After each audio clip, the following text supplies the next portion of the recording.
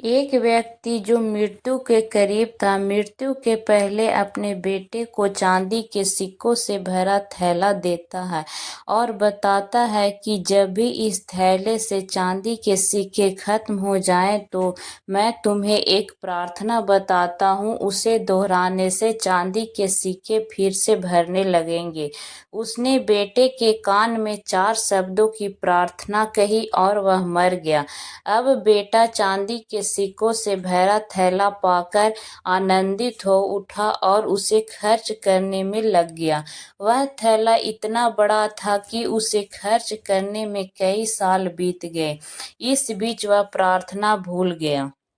जब थैला खत्म होने को आया तब उसे याद आया कि अरे वह 4 शब्दों की प्रार्थना क्या थी।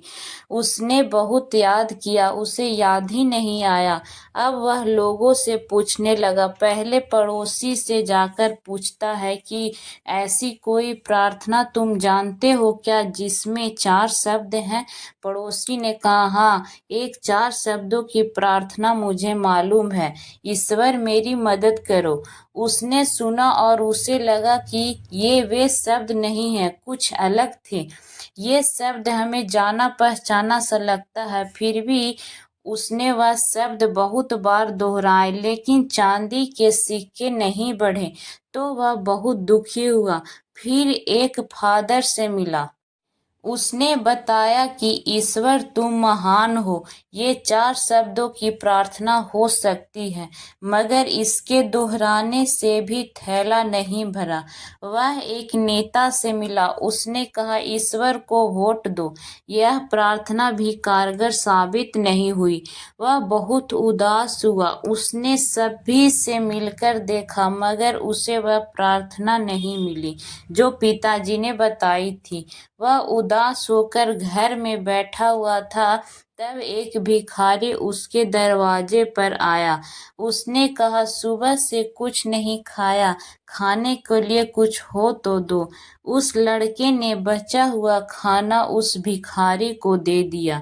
उस भिखारी ने खाना खाकर बर्तन वापस लौटाया और ईश्वर से प्रार्थना की कि हे ईश्वर, तुम्हारा धन्यवाद। अचानक वह चौंक गया और चिल्लाया, अरे यही तो वे 4 शब्द हैं।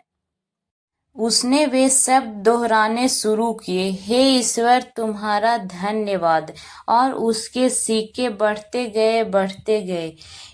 इस तरह उसका पूरा थैला भर गया। इससे समझे कि जब उसने किसी की मदद की तब उसे वह मंत्र फिर से मिल गया। हे ईश्वर तुम्हारा धन्यवाद। यही उच्च प्रार्थना है, क्योंकि जिस चीज के प्रति हम धन्यवाद देते हैं वह चीज बढ़ती है।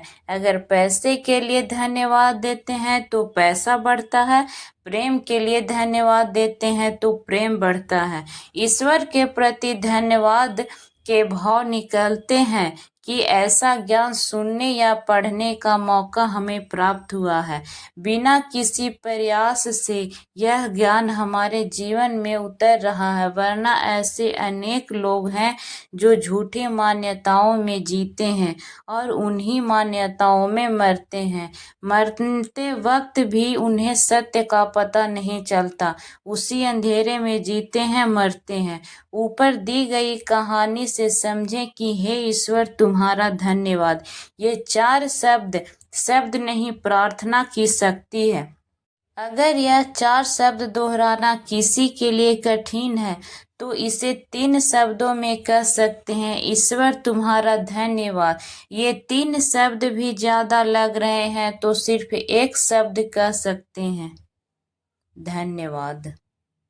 आइए हम सब मिलकर एक साथ धन्यवाद दे इस ईश्वर को जिसने हमें मनुष्य जन्म दिया है और उसमें दी 2 बातें, पहली सांसों का चलना, दूसरी सत्य की प्यास। यही प्यास हमें खोजी से भक्त बनाएगी। भक्ति और प्रार्थना से होगा आनंद, परम आनंद और तेज आनंद।